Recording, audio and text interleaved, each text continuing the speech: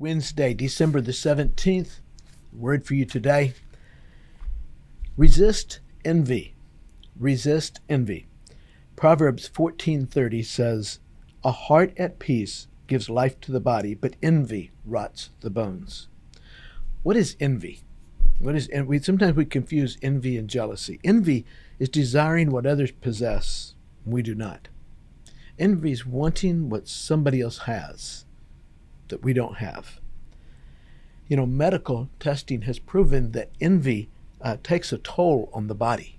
It actually causes our body stress and harms our body. A person that has a peaceful disposition, is at peace with things, usually feels better than someone who's envious. Isn't it interesting that the word envious and sin and pride, their middle letter is I in each of those? Envious, sin, and pride. Middle letter is I. Focuses around I. And when that happens in our lives, it's easy to become envious because there's always somebody that has something better than us. There's always somebody that does something better than us. So it's easy to be envious. So how can we avoid this envy? Well, first of all, when we find ourselves being envious of someone else, first of all, just admit it, confess it. God, forgive me. I want what that person has. Why should they have it and not me? Just admit it.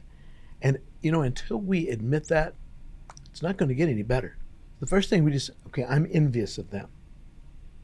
First thing, admit it. Second thing, don't fall into the comparison trap.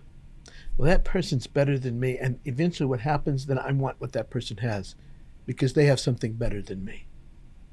So admit our envy. Don't fall into the comparison trap. Find something to be thankful for. Look for all the things you really have to be thankful for. Okay, so they have some things that you don't have. All right, they do. But you know what? You have things others don't have. So just be thankful. Look and be grateful, thankful for the things that God has given you. And then count the cost. Count the cost. There's always a cost to success. This person has something that you don't have, but what did it cost them to have that? Maybe the cost is higher than you would have been willing to pay. Some of the most successful people have given up family, health, given up things, very important things, to have what they have, and maybe they're just miserable. Maybe they're miserable. Count the cost. And then the last thing, strive to please God, but not impress others. Strive to please God, but not necessarily to impress others. Our goal should not be for people to look at us and make them envious.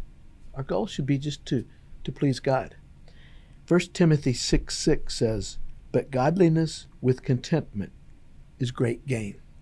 Godliness with contentment is great gain. Paul said he's learned to be content, whether he had much or whether he had little.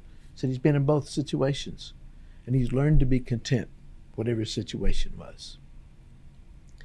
Lady Nancy Astor, she was the first woman ever seated in the British House of Commons,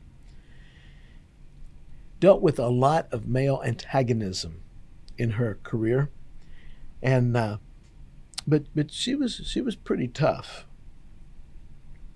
At one time, at a formal dinner, sitting around a table with mostly men, she said to her neighbor that she considered men to be more conceited than women. Noticing that the other men had picked up on that, she continued loudly. She says, "It's a pity that the most intelligent and learned men attach the least importance to the way they dress. Why, right at this table, the most cultivated man is wearing the most clumsily knitted tie." So she's saying that the most cultivated, the smartest, the brightest guy at the table has the tie that's just really not knotted well, needed to be adjusted. She said the words were scarcely out of her mouth before every man in that room secretly reached over to adjust his tie. Kind of proving her point about how conceited the men were. Well, that's me, obviously. My tie's not right. And isn't it interesting, it said that every man in the room reached to adjust their tie. Envy. We want other people to think the best of us. We want to, if somebody has something better than us, then we want to improve our lot and have what they have, or better. That'd be like a dog chasing his tail. You go round and round and round, you're never going to get there. So when you find yourself being envious, resist. And how? Admit it. Don't fall into comparison. Look for things to be thankful for. Count the cost, and then strive to please God, and don't worry what other people think. Is there anything you find yourself being short at and being envious of someone else? I bet you there's somebody else that's looking at you and they're envious of you. Are you content to be the person God created you to be, regardless of anybody else? If you are, that's where peace is found. Have a good day.